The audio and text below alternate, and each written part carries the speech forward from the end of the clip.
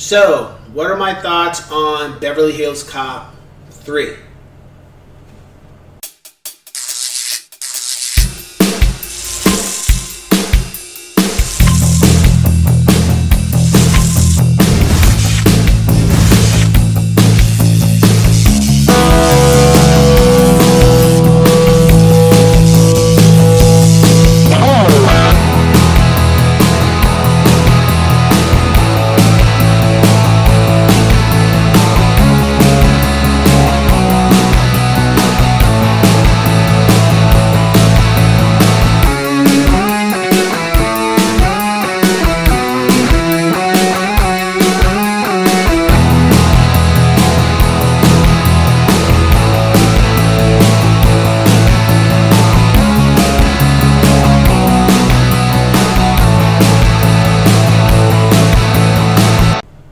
What's going on, ladies and gents of Cyberland?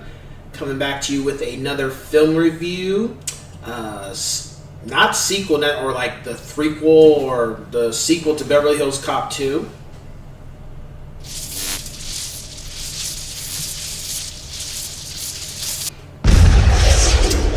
Beverly Hills Cop 3. So, how do we start with this one? I remember I was watching, I think it was VH1 back in the day for the older cats. And maybe it was a music video or something, or it might have been MTV. It was either VH1 or MTV. And there was a few clips, and I'm thinking more of MTV. I think I stumbled across it. And it was pretty much like the making of Beverly Hills Cop 3. And at that point, I didn't really have an opinion about it. I was just like, okay, another one.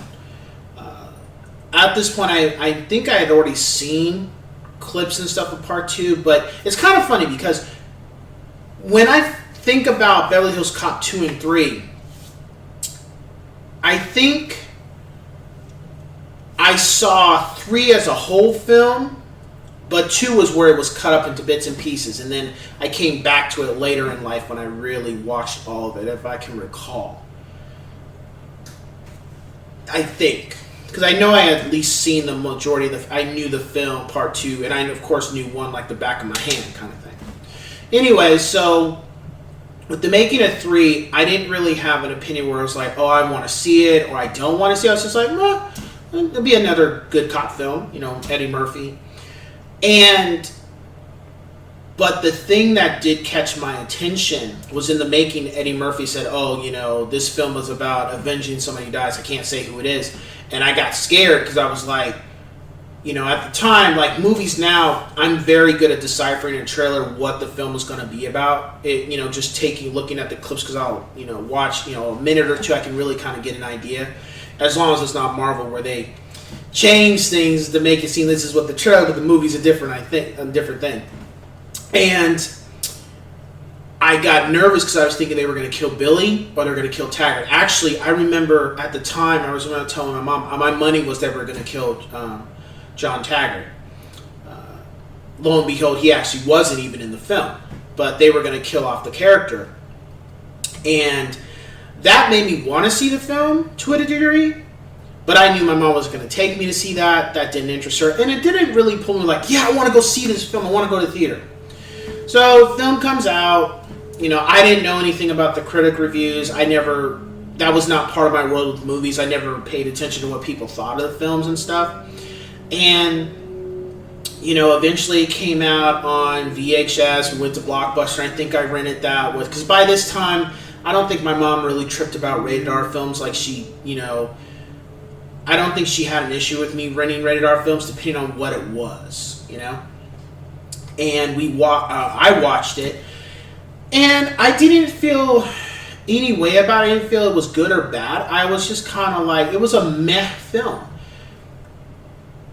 And it was entertaining, and it was interesting that he went to California, but he went to like quote-unquote Disneyland. But of course, it wasn't called Disneyland, but it had all the elements of Disneyland. So that was pretty funny. And it was just a meh film. It wasn't a bad film to me. It was just like a whatever film. It wasn't. I think looking back on it now, even when I watch Beverly Hills Cop 3 now, I just watch it kind of like. I love to see the interaction with Eddie Murphy and Judge Reynolds, Billy Rosewood. I just love to see their interactions. I think that's the biggest thing of why it gets my attention, just to see their interactions. I'm not saying the film is bad. I'm just saying, that's what I watched. That's what I enjoyed. And I think what was missing from the third film, besides the villain just not... The whole villain aspect that they did just was kind of like, really? They could have done better with that. But also missing John Taggart. I felt like how... they said in the second one, all for one for all, like they're the Three Musketeers kind of thing. I felt like because they didn't have him in the film, it hurt the film. And also, it wasn't really a comedy like it could have been. Of course, I didn't know this watching it.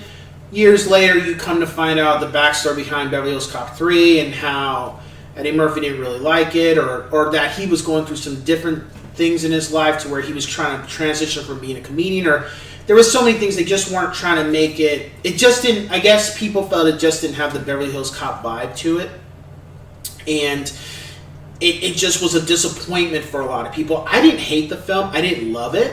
I'd rank it, of course, after, like, honestly, 1, 2, and 3. I would do 1, 2, 3, like, from top to bottom. It was just a meh film. It wasn't a terrible film. It just didn't have anything that got my attention, really.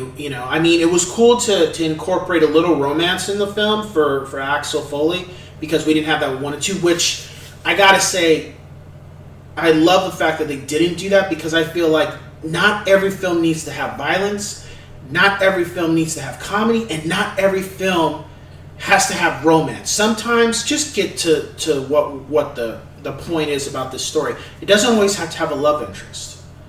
And that's me. But, I'm really glad they didn't do that with 1 and 2. And I'm glad they incorporated it into 3.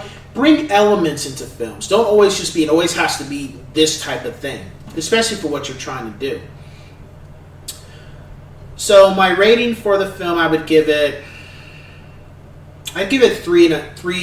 3 out of 5 yes sirs. And the reason I give it 3, because I think if Judge Reynolds was not in this film, I would have probably given this film a 1.5 or a 2.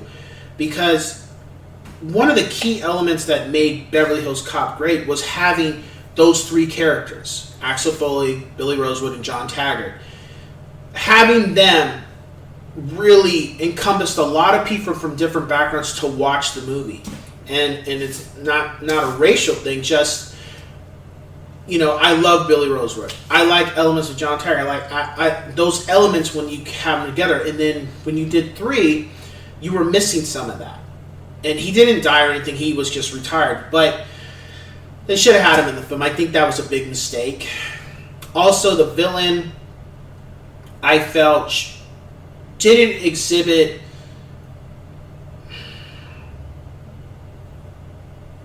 the qualities of the first 2 villains. And of course, that's not a knock on the actor. I think that's just a script. It just felt like...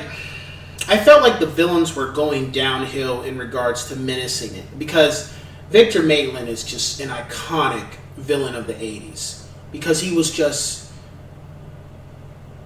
peeling back layers of his behavior. But he was very sophisticated. He was very chill, very calm when he made decisions. And even they had elements of the second villain doing the same thing. But this one, it was just kind of like he just didn't have that mannerism about him, if you get what I'm saying. So, would I say watch the film? Yes. Watch it if you're going to watch 1 and 2. Don't expect much. And also, don't watch it by itself. Like, if you've never seen 1 and 2, do not watch 3. Because then you're going to be like, what the heck is this? It's not, it's all over the place kind of thing. But for fanfare, if you watch 1 and 2, watch 3. Yeah. So with that being said, I will catch you guys on the next one. Take care.